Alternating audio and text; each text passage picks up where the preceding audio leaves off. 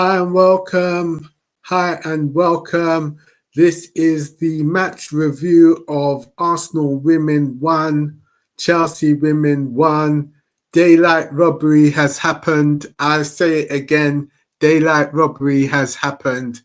Arsenal played their game and they were unlucky. They were unfortunate to walk away with a point.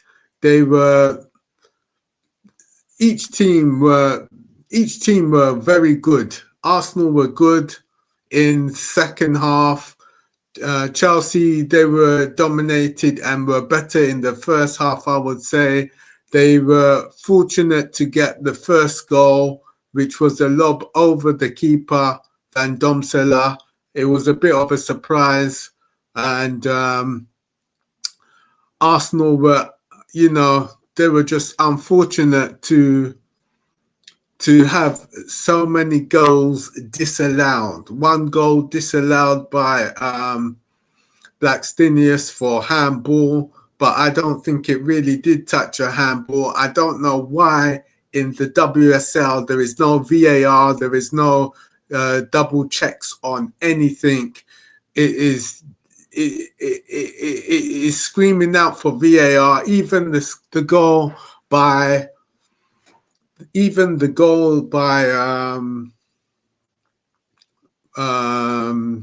the goal by Alicia Russo was supposedly offside, but no VAR check. We can't decide, or there was no complaints from Chelsea. There was nothing of that sort. So it's a case of no VAR, unable to check. Let's just check this and see what.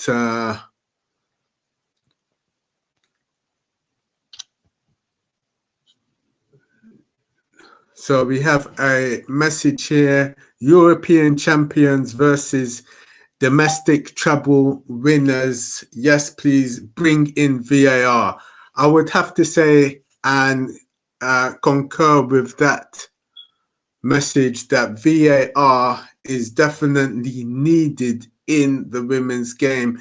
There's no way that the game can be played without VAR, and they have the facilities at Emirates Stadium for VAR, so I don't understand why it's not in there. I know that not all of the matches for the Women's Super League are played at Emirates Stadium, but there needs to be VAR at the main stadiums that these games are played at. You know, the other one is at Boreham Wood.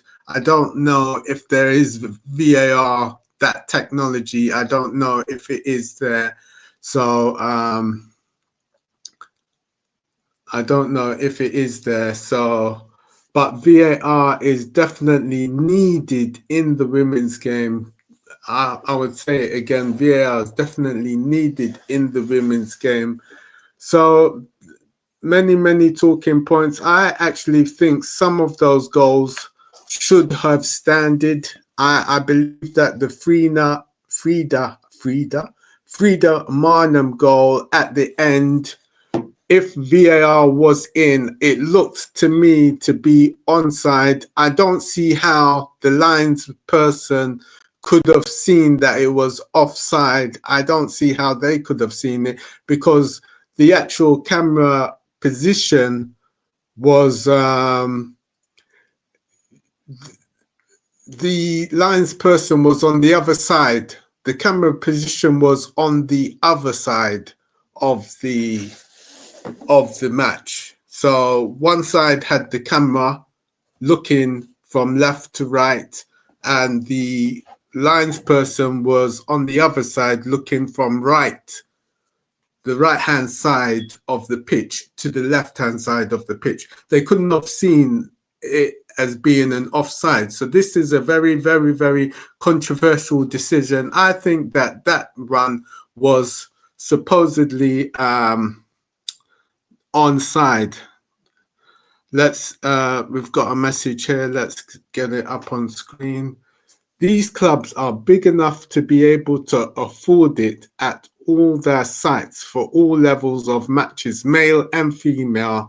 Things need to be seen to be fair. So that is a message from Adrian. Big up yourself as well. Thank you for putting in the message in the comment section. It's a travesty. It is a travesty that VAR isn't. VAR is actually in place at the Emirates Stadium. It's a case they've just not decided to use it, which is it's a bit of a mockery. You know, they brought it into the men's game. They might as well have just brought it into the women's game as well. I mean, it doesn't really make sense. They might as well have not played at Emirates Stadium and just played at any other stadium, any other pitch. It doesn't really make sense. It don't make sense. So these are the travesties in the women's game. Other talking points. What were the other talking points of the match? Because you know, the match was played and I caught not all of it. So the first half I was not able to see the first half of the match due to other commitments, but the second half I caught most of it, and Arsenal seemed to be on the ascendancy. They introduced a few players such as Chloe Kelly in the 70th minute or so, and she had a shot that was not on point, not on target, so it was a point off target. So we have to wait and see. Let's see.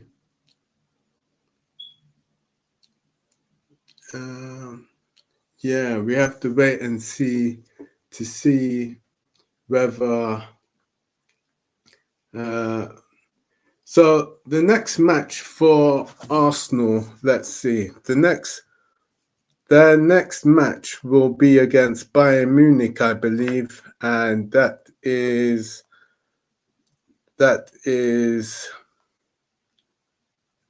Wednesday, the 12th of November, a 5:45 p.m. kickoff. It's at Bayern Munich, so that's Allianz Arena. That will be their next match, and the next match after that will be a Women's Super League, Sunday, the 16th of November. As far as I'm concerned, Arsenal have been robbed this day, the 8th of November. Arsenal have been robbed of 2 points.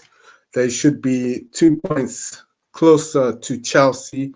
There should be 3 points adrift, not 5 points. So in that sense, it's maybe a blessing in disguise. So Arsenal have got to go on a run of games where we are picking up points, 3 points in each of the games, you know, coming up after the Champions League match, which is a massive match against Bayern Munich.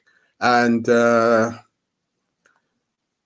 let's see where we are in the Champions League. The actual league table for the Champions League, we are in 9th position on 3 points.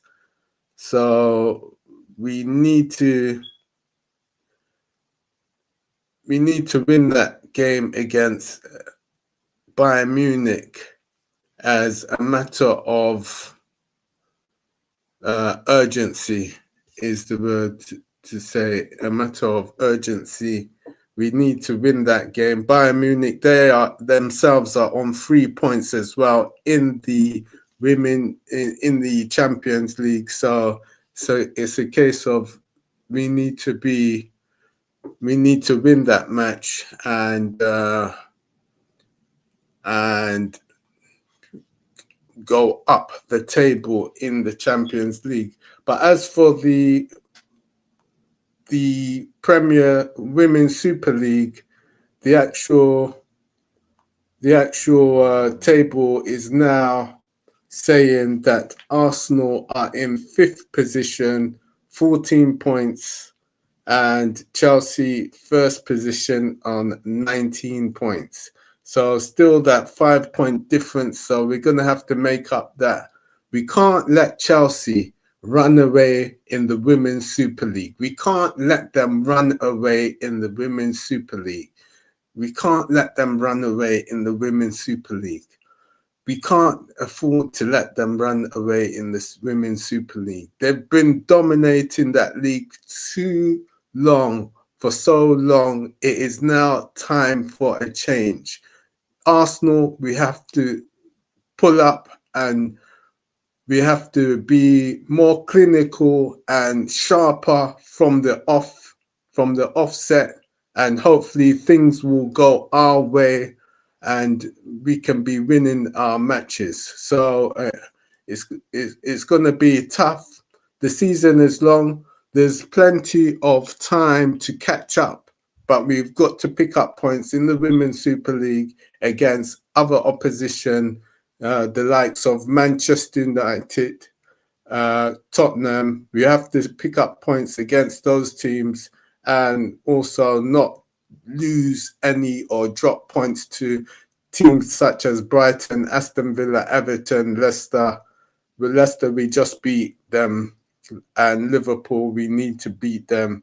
So, the games are going to come in thick and fast, coming up to Christmas time. So we need to win our matches, and we need to move up in the table. So let me just get something up here.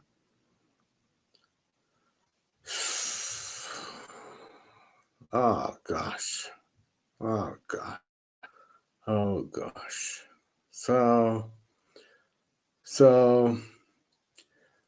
all I can say is that Arsenal were robbed today. VAR, no VAR in the building, no VAR in the Emirates Stadium, no controversial decisions all the way through. So we just have to take it on the chin and we have to move on. So thank you for watching. Please like and comment. Also put into the comment section your thoughts on whether VAR should be in the WSL. I don't see why. There's no reason for it not to be in the WSL. We've got another comment come here. Let's pull it on. It says, ironically, Chelsea will be desperate to win in Europe and Arsenal domestically. This gives Arsenal a better chance in domestic competitions than otherwise, and the rest too. A trophy swap around, possibly. Yes, Arsenal definitely need to be winning domestically, If they could win the Women's Super League, that would be excellent. They are European champions, and hopefully they can they can retain that title as well. It's going to be a big ask, but hopefully they can retain that title as well. So we're just going to have to wait and see as the season progresses, and we're just going to and see. So thank you for all of your comments, and we move on to the next match, which will be against Bayern Munich next week Wednesday, and it's a Champions League match. So thank you for watching. Please like and comment. Please like and comment. Thank you.